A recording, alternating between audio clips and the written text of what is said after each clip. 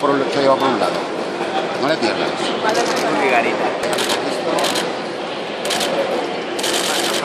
Sí, sí, pero para llevárselo por un lado.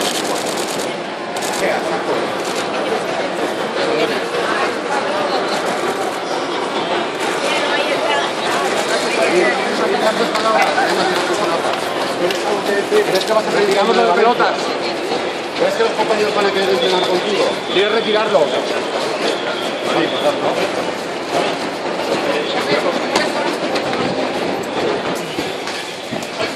¿A mí crees que te van a expulsar de Valencia? No tienes nada que decir a la afición, ¿no? ¿Estás apetecido de lo que has dicho? Un poco fuerte, quizá. Nada que decir. ¿Vas a perdonar al equipo, Rani? No, cuidado.